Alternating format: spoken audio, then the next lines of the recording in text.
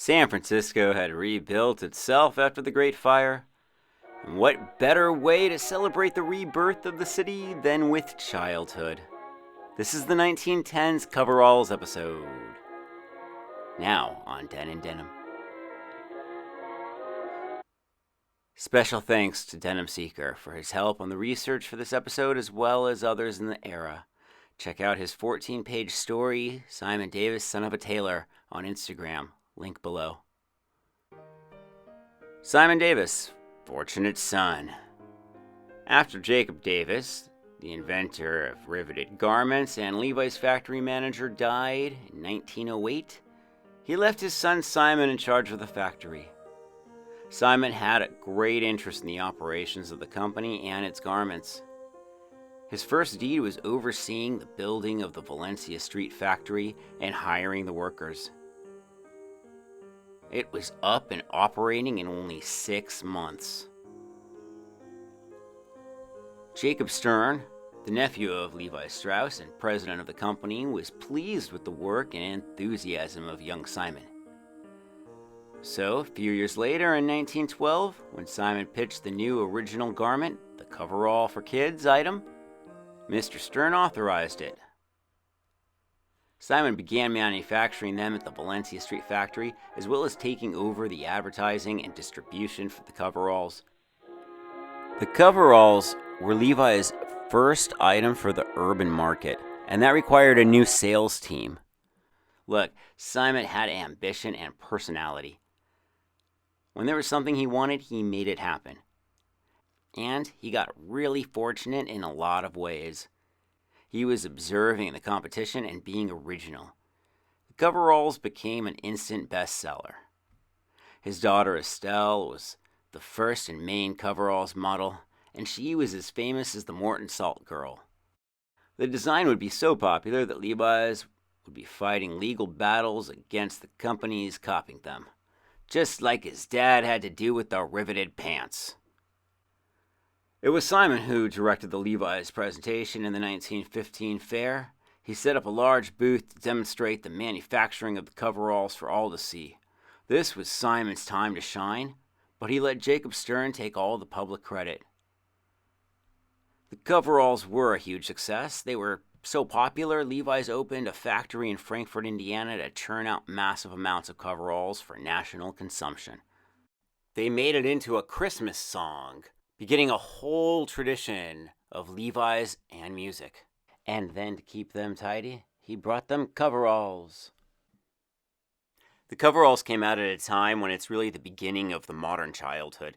Children are expected to have more fun, to be rewarded and celebrated.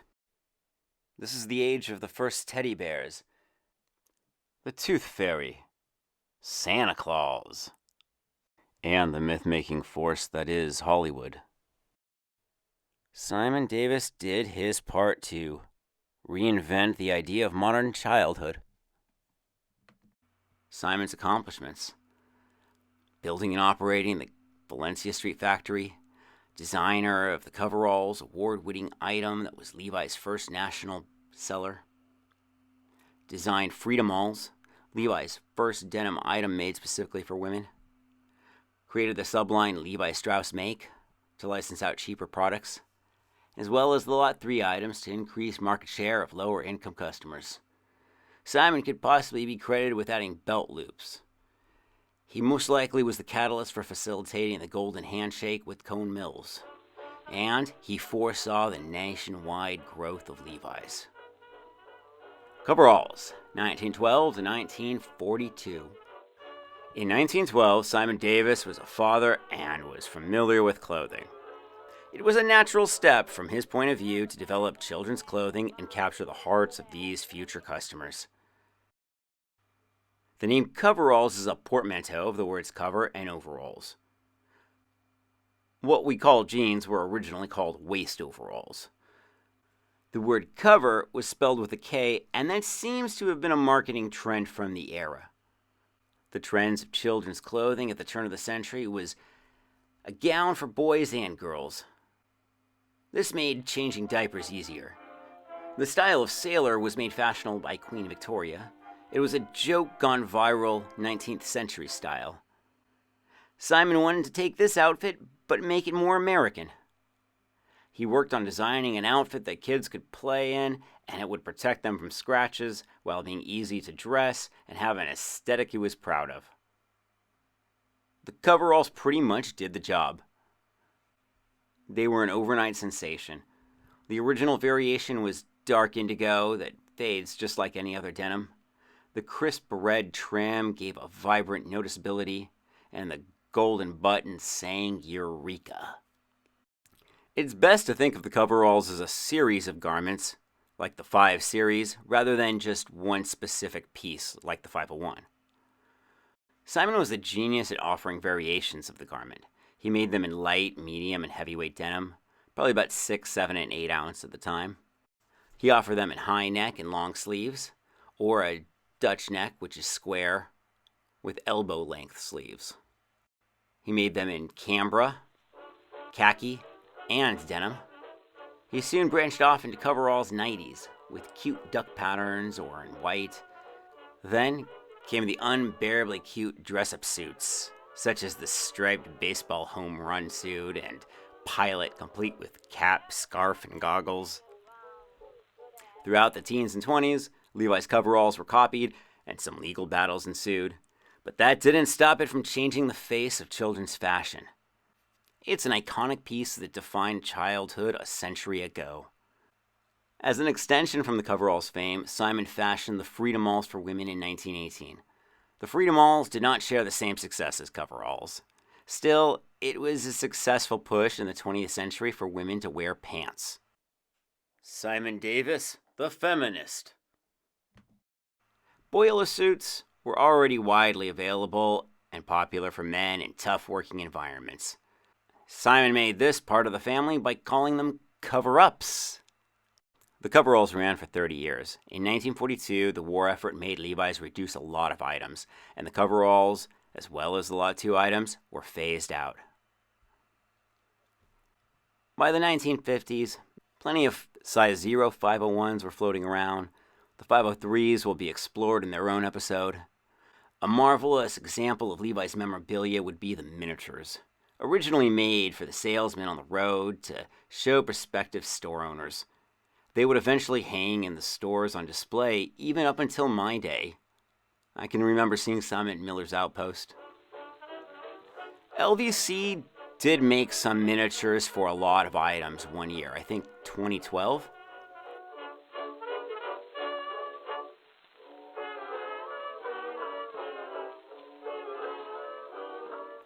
There were some prototypes of toddlers, 1880s Nevadas and 1950s 501s, but they never seemed to be mass-produced. The 1980s denim playsuits are a descendant of the coveralls. Check out my Baby Levi's video for reviews about denim and Levi's items for newborns to age 2. I'm currently eyeballing Nudie's Billy Boiler suit for my kid as a toddler. Kind of get that one last chance to get them in a full playsuit before you jump into jeans. The Made and Crafted line made coveralls for adult women. It follows the same patterns and colors as the 1912 coveralls. LVC made the cover-up suit for men and a short version for women. They never really made what are the Freedomalls, though. Which playsuits do you like the best from past or present? Have you got any of these in your collection? Pull-out ad. There are some historic promotions for the coveralls. You'll see plenty of advertising cutouts. There are some pins in various conditions floating around. And then there is the paper pull-out ad. This looks like a pair of 501s. But then you unfold it and voila, you have a poster of Levi's coveralls and workwear products. I'm sure it was a real hoot back then. And even now, when LVC recreated it in 2015 to celebrate the Golden Handshake Centennial, they looked to this for inspiration. Once you open them up, they are very different. The coveralls show turn-of-the-century advertising drawings that look too real and have no chins. They show you some of the variations possible, plus the workwear for men at the bottom reminds the parents to buy an item for dad. The 2015 reprint is a modern graphic design, just talking about Cone Mills' relationship with Levi's.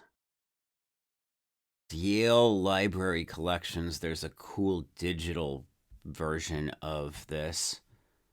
You can zoom in and out all around. Oh, look at that newspaper hat. I remember that. Now, see the difference. Just up close and all the detail. Amazing.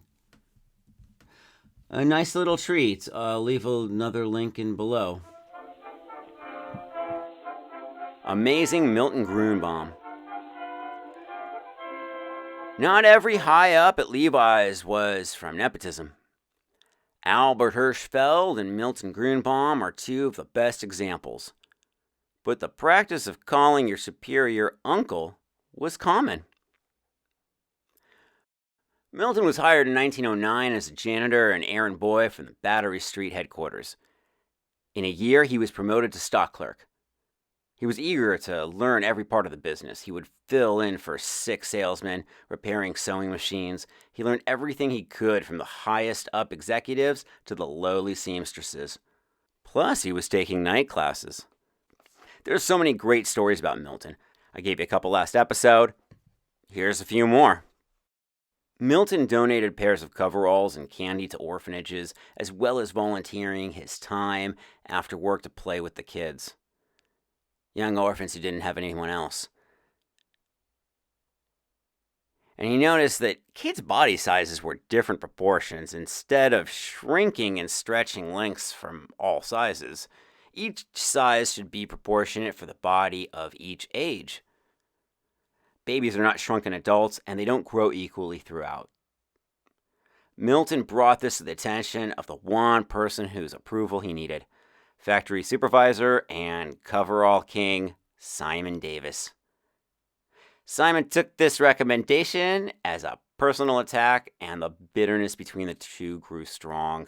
Milton would bite his tongue throughout the years, and he would notice other things in the factory. Throughout the 1920s, there were cotton scarcities and price fluctuation. Milton realized that Simon's cuts were wasting a lot of usable denim fabric. Milton designed patterns that would minimize fabric waste and utilize the majority of the fabric. He basically invented zero waste cuts 50 years before anyone thought about it. Milton would use this idea to save the company millions in the 1920s, and then invent something that would solve a 70-year-old problem with concealed rivets. Simon didn't like it. It was messing with his invention. Simon's ego couldn't take it.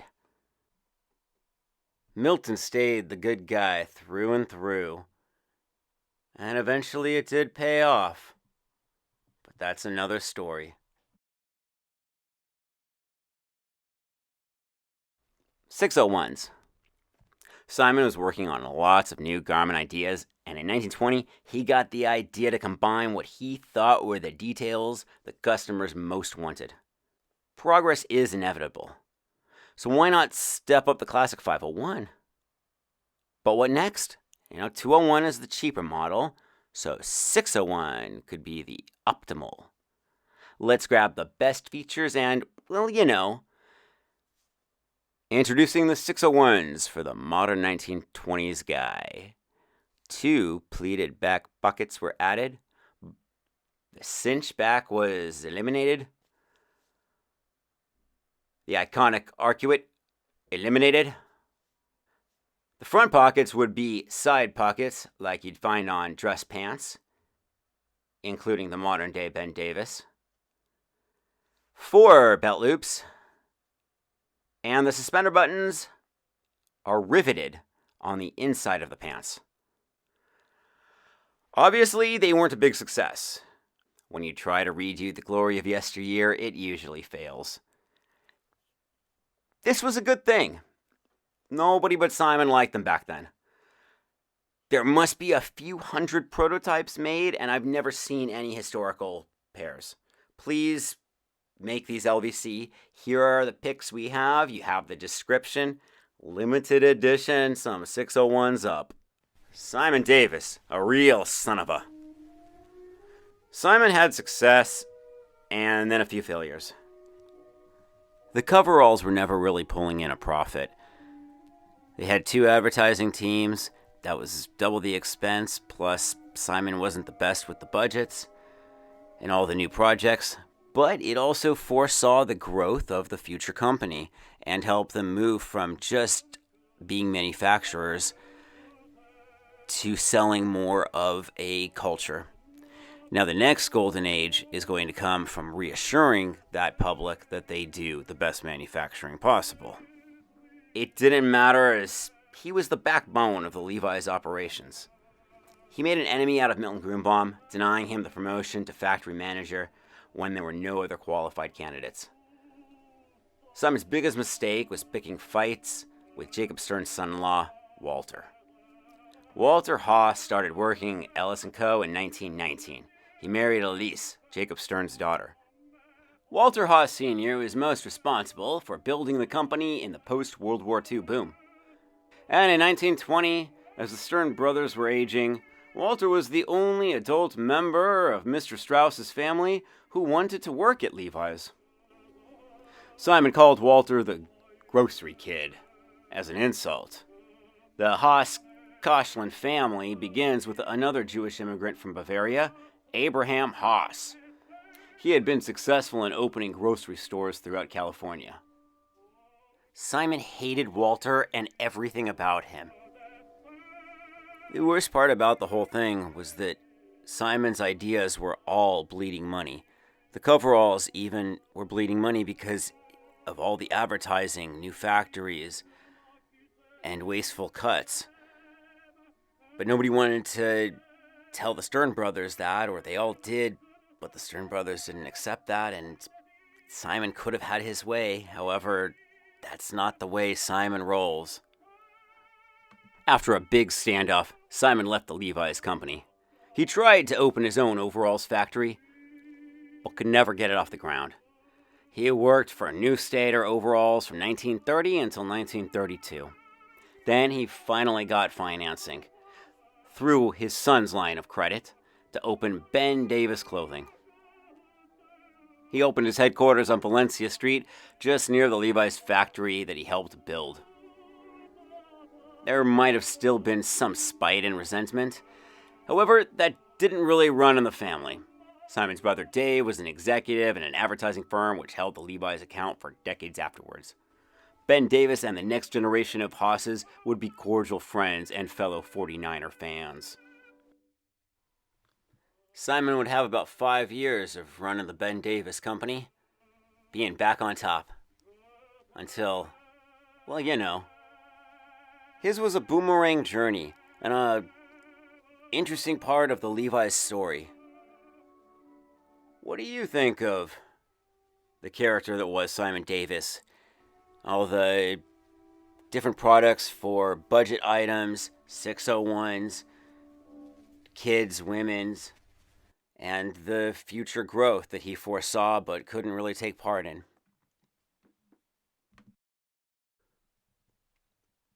And the E is for Eugene, because he might be the first Gene in jeans. In the end, he did stand apart from his dad. He's a very different character with a different story. They both happen to be in clothing.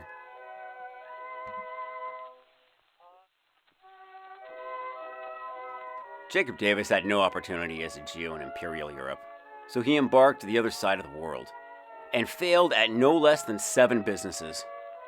But after each one, he tried again, and by middle age, he made his mark. Thanks nonetheless to a great partnership. Simon Davis had plenty of opportunities. He got off to a great start. Then, his ego got in the way of collaboration. After suffering a humiliating middle age, he could enter his golden years after rekindling the torch with his son Ben. I think Levi's wanted to forget about most of this, but it's history that should be embraced more.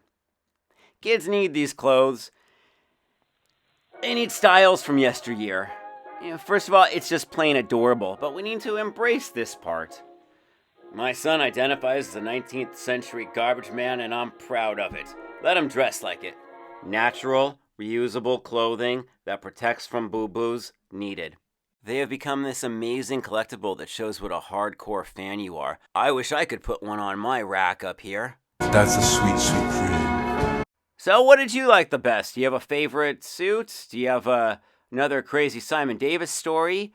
Another awesome Milton Grunbaum adventure coming up next? Thanks so much to all my Patreon members. Copper Rivet members Fitsanu Boone Prosert. Bardzo dziękuję, Zuzana. And Sam Z.